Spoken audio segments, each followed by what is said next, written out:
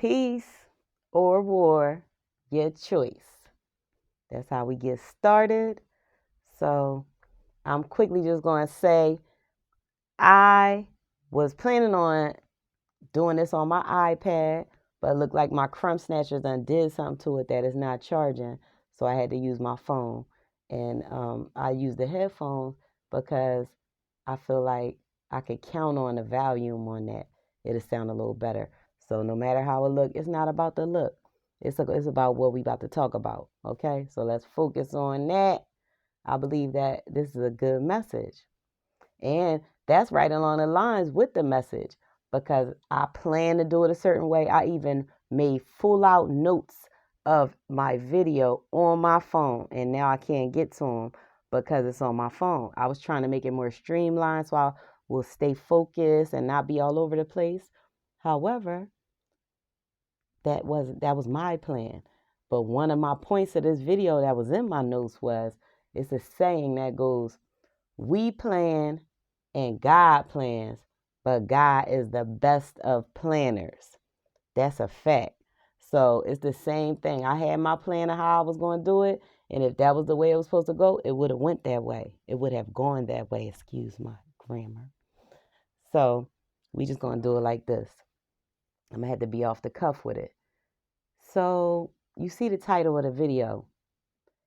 And as a believer, if you are a believer in the Most High Creator of all things, I am that I am. All right. I'm not going to get into all the other names that he may go by. But if you're a believer of the Most High God, then you know who I'm talking about. So I'm not going to specify the name. People call him by many different names. But I know who I'm speaking about. Hopefully you do too. So as a believer, I think that this is one of the most important aspects of belief and of life and of having peace in life, is that we plan and God plans, but God is the best of planners. And as the title states, you are exactly where you're meant to be right now. Okay? So that's what we're going to speak about. Because I know so many people in my life who make plans don't go according to plan, and then they're bent out of shape, bitter.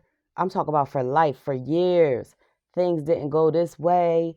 This is what I thought. This is what I was supposed to have. I was supposed to have this by now, and da da da, and all that.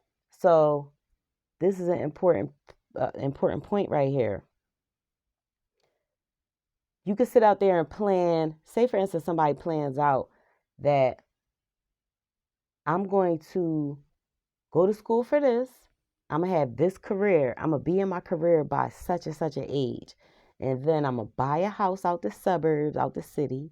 And I am going to get married at this age, have 2 children at this age. At this age, I'm going to have my first child. This age, I have my second child.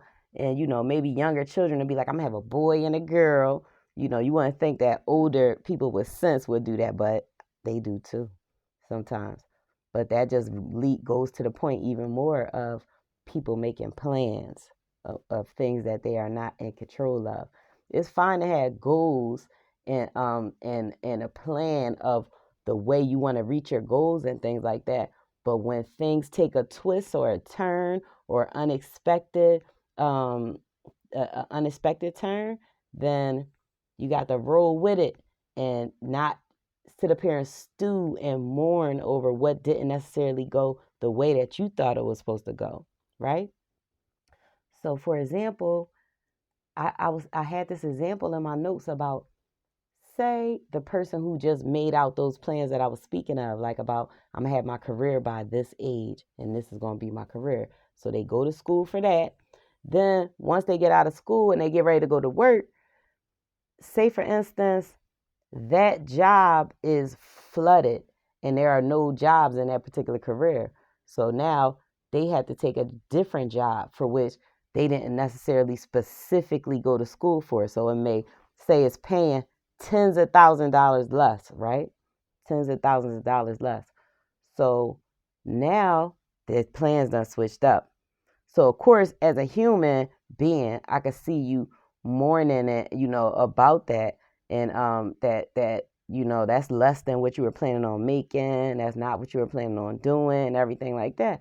So yeah, you're gonna feel some type of way at first, right?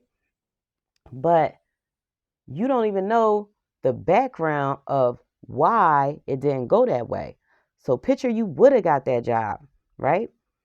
So you picture you in your job, in that office, and doing your job. Life is good. And then a disgruntled employee who has gotten let go is upset, and he come up there shooting and unalive a few people, including you, and you lose your whole life, right? If you would have gotten that job that you wanted to get, right?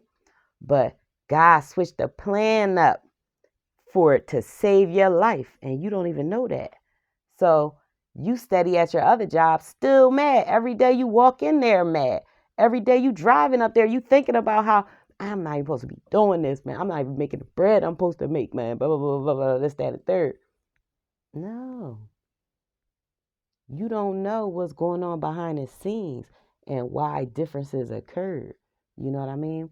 So that's part of faith. So it's not saying you just going to be so perfect and centered and faithful at all times that you're not even going to be upset when it first happened or what have you. But you get a hold of yourself and you remember we plan and God plans, but God is the best of planners. All right? And even like the house you thought you was going to get in the suburbs with the big backyard and all that, that house could have had an electrical problem. And while you sleeping one day, it click out. Fatal fire, loss of life. That could have been a thing.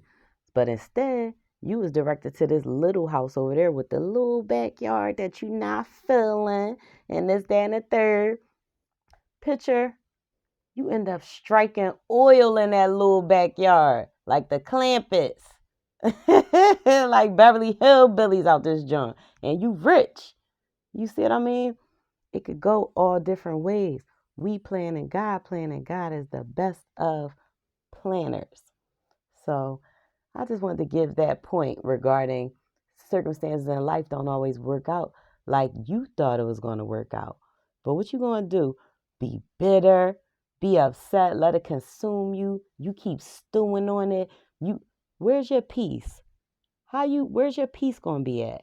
You know what I mean? That's why so many people in so much trouble in the world today oftentimes because they trying to force something that they trying to force a square peg in a round hole. And God said the hole is round.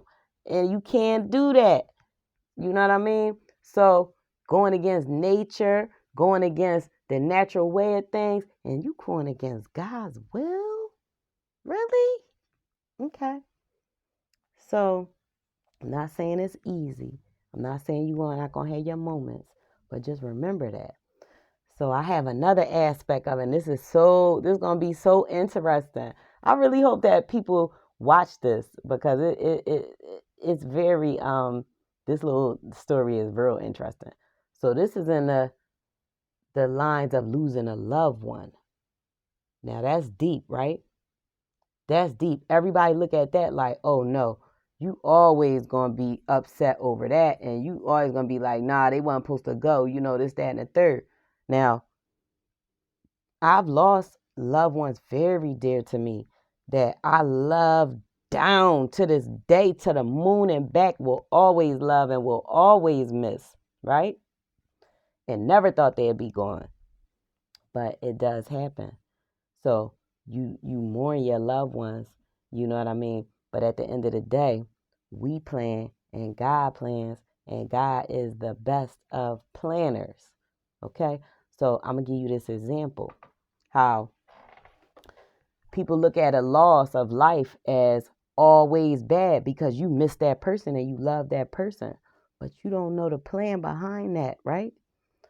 So Picture this. 1990, like Sicily. Picture this. 1990. Mike Tyson fought Buster Douglas. Buster Douglas he wasn't very well known in the boxing industry. Iron Mike was on the top of his game, knocking everybody out. So, everybody just knew that Buster Douglas was going to lose that fight, right?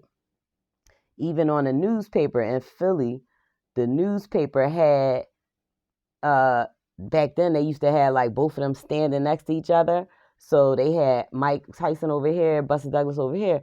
Mike was like a little pit bull tank, nothing but muscles with his stocky, just cut, like he about to destroy something. Buster Douglas was looking like he was tall, and I remember this when I was little. He was flabby, his stomach, he had a gut, he ain't had no muscles. Like, I was like, ooh, Mike about to destroy this bull, right? So,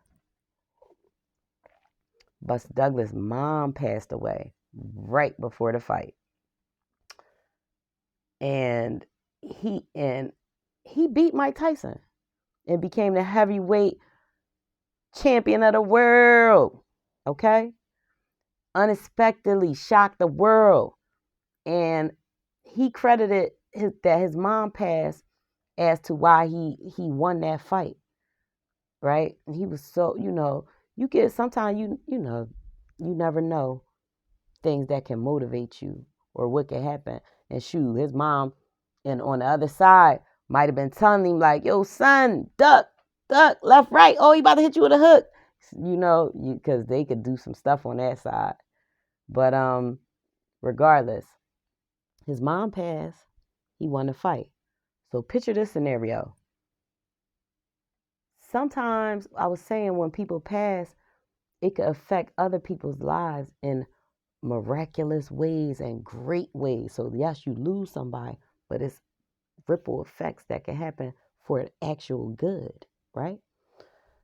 So picture there's a man, he's a single father. He lost his wife years ago. He raising his children in a little bummy house. They struggling. They about to lose their house. $5,000 he owes on the house, or else they about to take his house. Now, if this man, he just picture he can't get the money, and he end up, his children gonna be homeless. He don't know what they gonna do, and out of desperation, he go and rob a bank, get caught in the process, and go to prison for decades. They take the children go in and say they don't have anybody to go to, so they go to foster care, have a terrible time. Say one of the children end up developing very bad mental issues due to just all the trauma and pain that he went through. And then later in life, as an adult, somehow or another, he get into a situation to where he end up snapping and taking the lives of several people. And one of the people being a young man who, if he would have lived, was going to end up creating a life-saving device, some type of medical device that was going to save hundreds of thousands of lives. But now he's gone, right? So now that's hundreds of thousands of lives lost. So that's just an example of these people's lives, right? Now let's switch it up. The same family, same man in danger of losing his house for $5,000. Him and his children gonna be homeless. But he go to sleep one night. This before he robbed the bank, right? Go to sleep one night. In his dream, his deceased wife come to him in his dream and tell him somehow or another, I don't know how she said it, but like, baby, bet money on Buster Douglas. He gonna beat Tyson. Or even if she don't be in a dream, but he just have a vision. She calls him to have a vision of the fight, and he see Tyson getting beat, and he just wake up assured that he need to bet money on that fight. So he take his last little raggedy $200 to his name and put it all on Buster Douglas. Buster Douglas, due to, as he stated, his mom passing, beats Mike Tyson become the heavyweight champion of the world. The odds on that bet was 42-1. I looked it up. So that $200 that he bet become $8,400 payout, right? He owed $5,000 on the house, right? So now he paid the $5,000, keep his house, ball out with the children real quick. You know what I mean? He might have bought them clothes. They go out to eat, things because they've been poor. So they ball out with that and have a good time. And then, like, say he saved two stacks, $2,000 for a rainy day. And this man, prior to all of this, was sad, depressed, stressed all the time. You know what kind of home environment they may have had just by him being the leader of the home and being in that state of mind. But now he's a much peaceful person. And plus, just the whole event increased his faith. Just period. Just the whole event of how it happened and and he felt that was a vision from God, or his wife was an angel, and it actually increased his faith. And so now he a faithful man, his house full of peace and love and joy. He ended up meeting a woman, getting married. They foster a home of love and support for the children, and da da da da. The children end up having a totally different outcome, and growing up a totally different way, and having good, happy lives, right? So when you look at it that way, if Buster Douglas' mom ain't passed, then will he have beat Mike Tyson? He may have. But he credits his mom passing to how he beat Mike Tyson. So that's what I'm going to go with. So you see what I'm trying to say?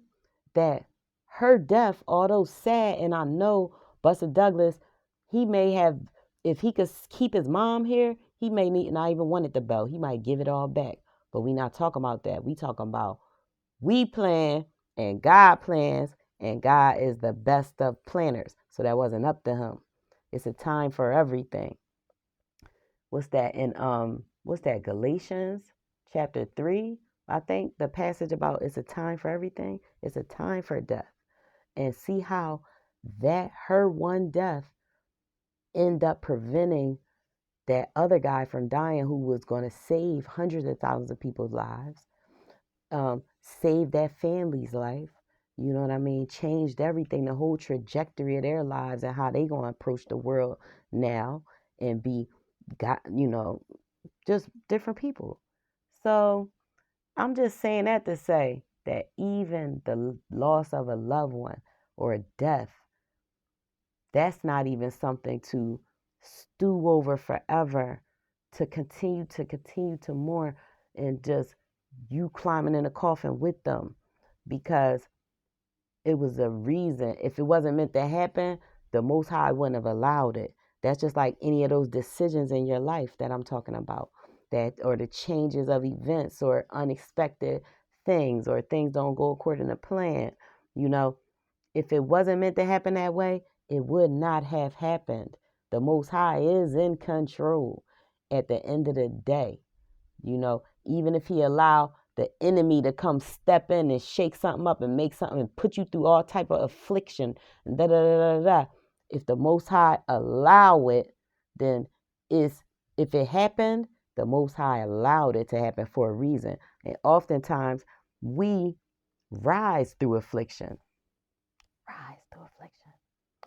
So everything that look bad ain't necessarily meant to be, is not going to be bad. Like there's a scripture in the Bible. I don't know the scripture, but it's I don't know where it's at, but it says all things work for the good of those who love the Lord.